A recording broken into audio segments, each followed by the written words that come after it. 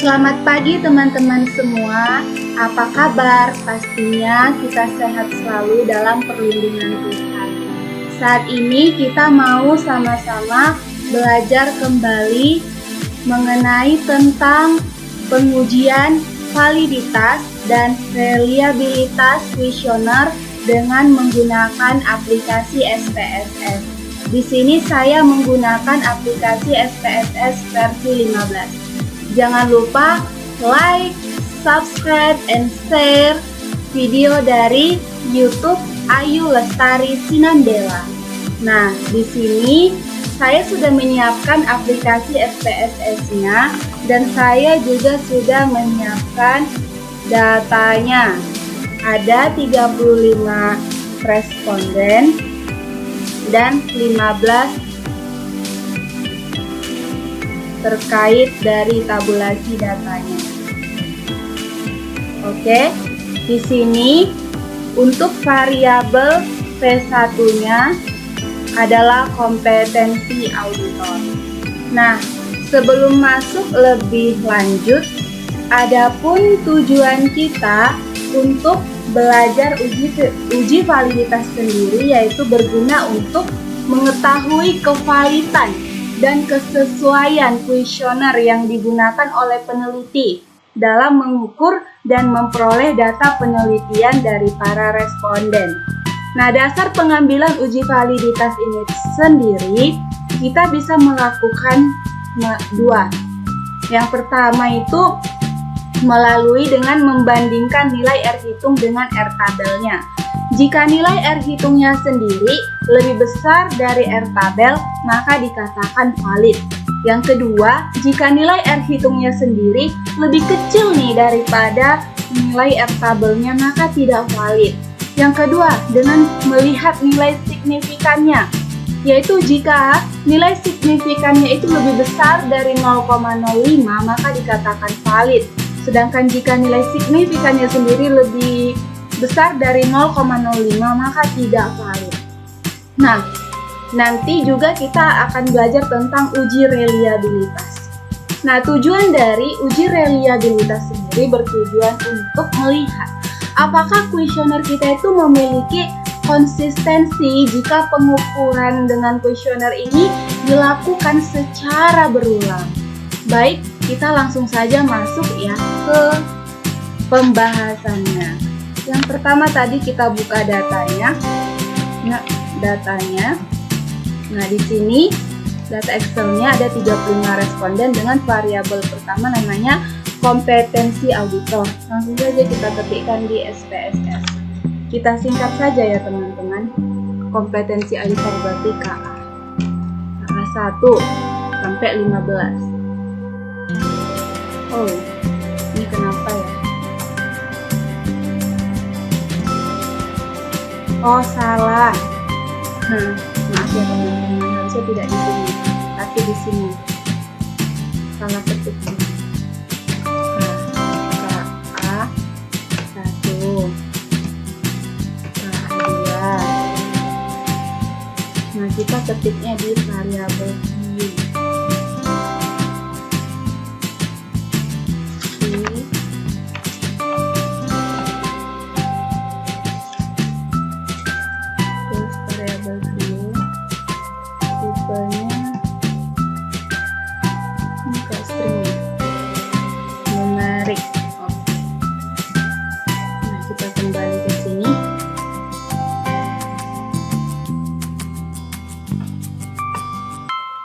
KA2 ya.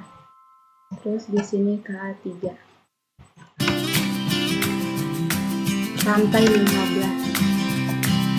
Karena ada 15 pertanyaan untuk kompetensi auditor sendiri.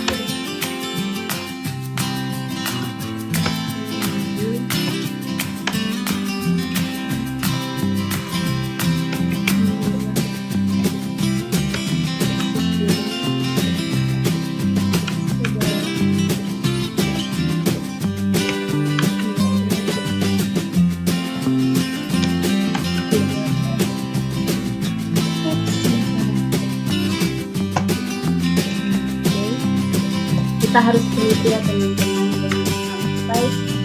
ada kalimat yang bertambah atau berkurang. Oke, kita cek KA1 23 4 5 6 sampai 15. Terus total.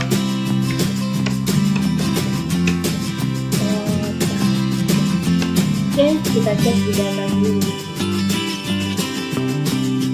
Sudah masuk ya di sini. Nah, setelah itu kita copy dari menu data Excelnya. Ini data respondennya, jawaban dari responden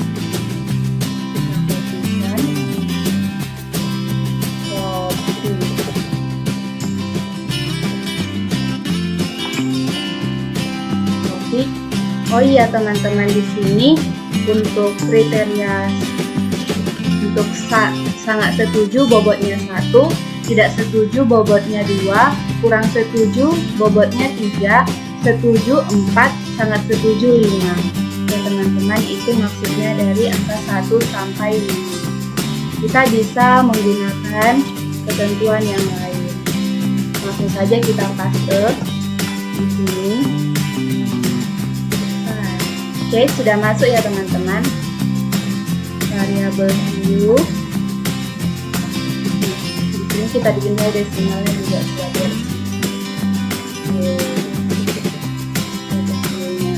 Oke ya teman-teman.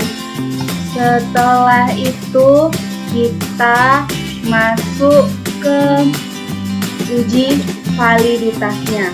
Untuk uji validitas sendiri, kita cek lagi dapat tidak? Jangan sampai ada kesalahan. Ini kita bikin 8 ya. Menjadi 8.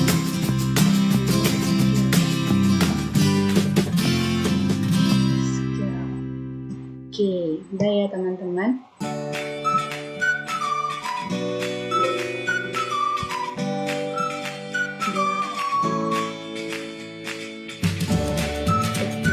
Oke. Terus ke menu data sheet. Nah, bagaimana untuk mengetahui uji validitasnya? Kita klik menu analyze, terus ke menu correlate dan divariate. Nah, ini semua kita Ctrl A, kita Ctrl copy, terus buat ke sini. Nah, terus untuk personnya jangan lupa ini harus di checklist. Nah, terus di menu yang namanya statistik.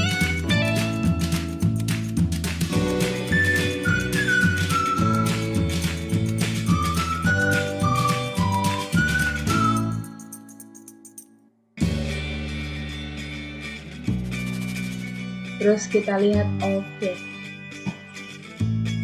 Untuk melihat outputnya. Nah, ini dia hasilnya ya teman-teman. Kita mulai cek apakah data kita valid atau tidak.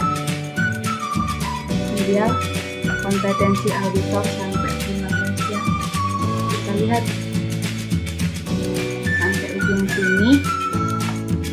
Nah, untuk melihat valid atau enggak, yang pertama itu kita bisa yaitu dengan membandingkan R hitung dengan R tabelnya. Jika R hitungnya lebih besar daripada R tabelnya sendiri, maka itu valid. Jika lebih kecil, maka tidak valid. Kita geser ke sini. Nah, ini dia menu Pearson correlation.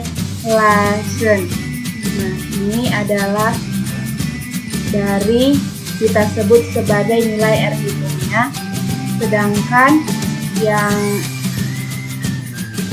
signifikannya ini itulah yang kita miliki. N-nya adalah data yang kita miliki. Baik, kita lihat.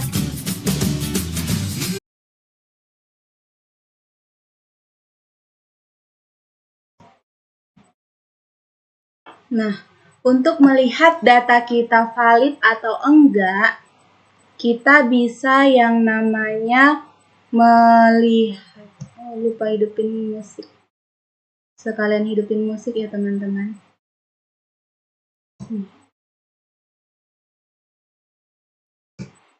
Oke. Terus untuk melihat validnya tadi kan nilai R hitungnya itu harus lebih besar dari R tabel. Di sini saya sudah menyiapkan data R tabelnya sendiri. Kita ada 35 responden. Berarti R tabelnya adalah 0,334. 0,334 artinya R hitungnya harus di atas dari 0,334. Kita cek satu-satu ya. Seperti ini yang pertama untuk kompetensi auditor 1. Di sini dikatakan 0,680 R hitungnya. Berarti valid ya teman-teman karena di atas 0,334. KA2-nya juga valid. Kurang geser ya. Terus KA3-nya di atas 0,334. KA4-nya juga valid, KA5 valid, KA6 juga valid, KA7 valid, KA8 juga valid, KA9 0,656 juga valid di atas 0,334. Terus 0,620 juga di atasnya valid, artinya 0,711 juga valid. Yang ini 0,668 juga valid. Terus yang ini 0,653 juga valid. Terus ini 0,517 juga valid. Ini 0,634 juga valid. Artinya data kuesioner kita untuk uji validitas sendiri dikatakan valid.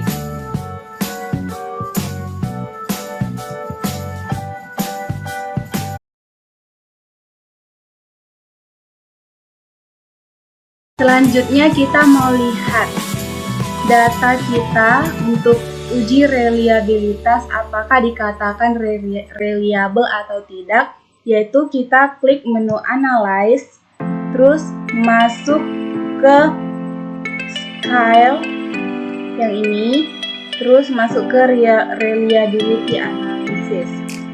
Nah, kalau di sini kita copy kecuali yang menu total. Kita copy, shift, kecuali total ya, terus di paste.